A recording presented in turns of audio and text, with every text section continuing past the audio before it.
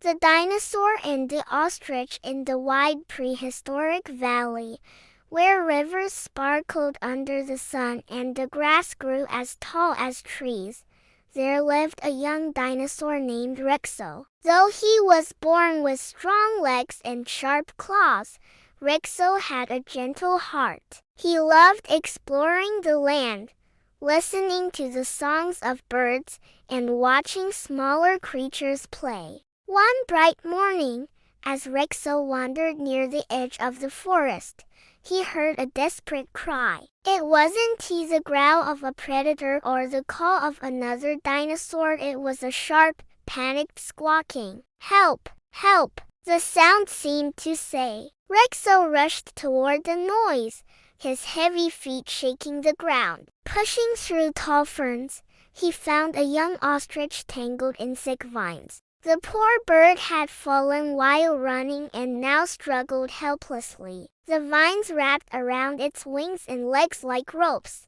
pulling tighter with every frantic kick. The ostrich's eyes were wide with fear. "Please, I can't get free," it cried, thrashing harder. "Don't be afraid," Rexo said softly, lowering his head. "I'll help you." The dinosaur carefully pressed his claws against the vines. Snap! One broke, then another, but the more he worked, the louder the jungle grew. In the distance, a low growl rumbled. Shadows shifted between the trees. Predators had heard the ostrich's cries. The ostrich panicked, struggling even harder. "They're coming! Leave me, or you'll be in danger too." But Rexo shook his head firmly. "No, I won't leave you."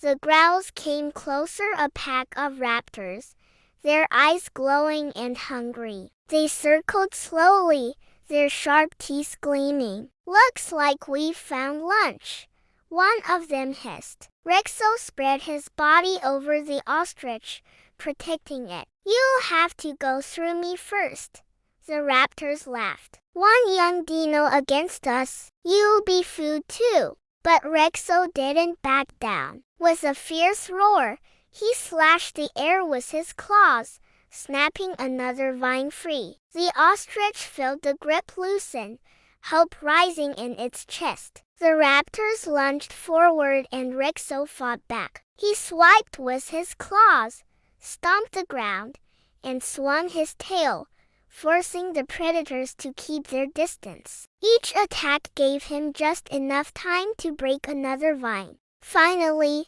with one last strike, the final vine snapped. The ostrich burst free, flapping its wings in relief. "Run!"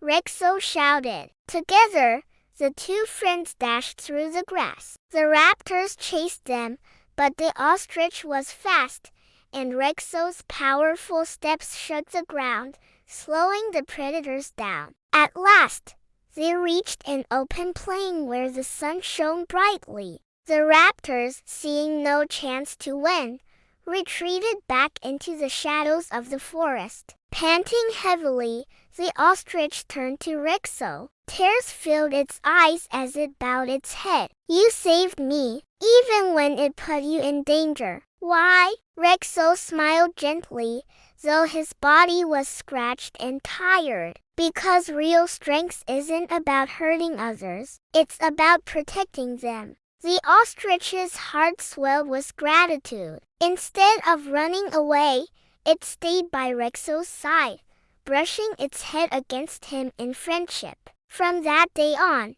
the two were never apart. They ran across the valleys together, the ostrich swift and graceful, Rexo strong and watchful. Whenever danger appeared, they stood side by side. And so, in that ancient world of giants, the story of the dinosaur and the ostrich became a legend, a tale of courage, loyalty, and the lesson that true strength is found not in claws or speed but in kindness and the will to protect a friend.